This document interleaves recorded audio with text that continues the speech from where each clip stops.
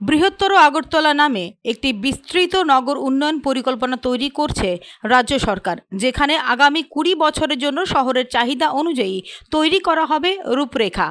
মুখ্যমন্ত্রী পৌরোহিত্যে ইতিমধ্যেই হয়েছে বৈঠক, তবে সার্বিক বিষয়টি নিয়ে এখনও কোনো চূড়ান্ত সিদ্ধান্ত হয়নি।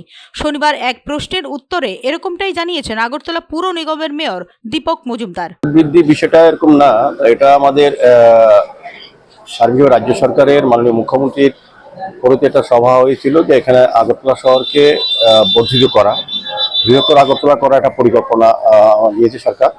তার হিসেবে গতকালকে আমাদের আগরতলা পৌর নিগমও আমরা বিভিন্ন কর্পোরেটের সঙ্গে এবং বিভিন্ন আধিকারিক আর নগরায়ণ দপ্তরের আধিকারিক সহ আমরা আলোচনা করছি। একটা বেস ম্যাপ তৈরি হয়েছে বৃহত্তর আগরতলা, সেটাকে আলোচনা করা, জনসমক্ষে তুলে ধরা, পাশাপাশি রাজ্য সরকার পরবর্তী সময় সিদ্ধান্ত নেবে এবং পরবর্তী সময় কেন্দ্রীয় সরকারের অনুমোদনের সাপেক্ষে সেটা ঘোষণা হবে।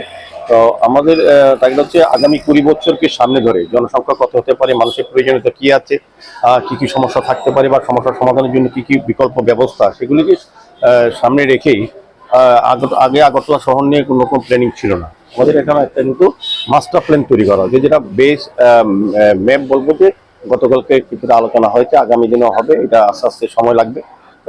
আগরতলা শহরে যে ৫১টা ওয়ার্ড আছে আগরতলা পৌর নিগমে, তার সঙ্গে আরো ৪৯টা জিপি মানে গাঁও পঞ্চায়েতকে সংযুক্ত করে বৃহত্তর আগরতলা করার একটা প্রস্তাব নিয়ে আলোচনা চলছে। এটা ফাইনাল হয়নি।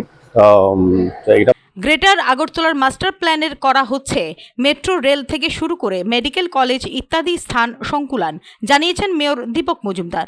এখানে যাতে মেডিকেল কলেজ বা ইঞ্জিনিয়ারিং কলেজ বা শিল্প স্থাপন করা যায়, কিংবা মেট্রো রেল যদি কোনো সময় আসে এখানে যাতে সেই ব্যবস্থা রাখা হয়েছে, জায়গা রাখা হচ্ছে বিভিন্ন জায়গা কিন্তু আগে কি হতো, আমাদের কোনো উদ্যোগ গ্রহণ করলে যে আমরা শহরবাসীর জন্য এই কাজটা করবো, এই প্রয়োজনীয়তা আছে, এখানে একটা কারখানার দরকার আছে, কিন্তু তখন জায়গার ব্যবস্থা করা যেত না, জায়গা রাখা হতো না। কিন্তু এই প্ল্যানের মধ্যে সমস্ত ব্যবস্থা আগাম রাখা হচ্ছে যে ২০ বছরের মধ্যে মানুষের কি কি চাহিদা, শহরবাসীর কি কি প্রয়োজনীয় থাকতে পারে, সেগুলির জন্য প্রয়োজনীয় আলাদা আলাদা জায়গা সংস্থান রেখে, ব্যবস্থা রেখে মাস্টার প্ল্যান তৈরি করা হচ্ছে।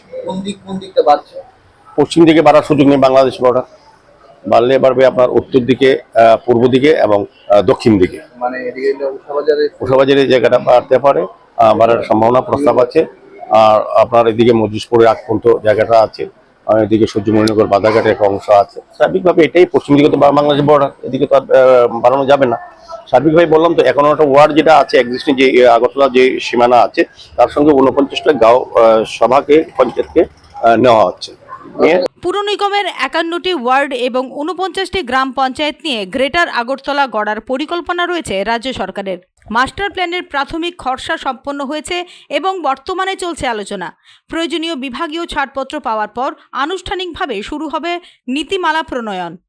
মেট্রো পরিষেবা, ওভারব্রিজ, সাইড রাস্তাঘাট অথবা শহরের আশেপাশে শিল্প এলাকার জন্য উপযুক্ত স্থানগুলির রুট চূড়ান্ত করতে পরবর্তী সময়ে তৈরি করা হবে মাস্টার প্ল্যান।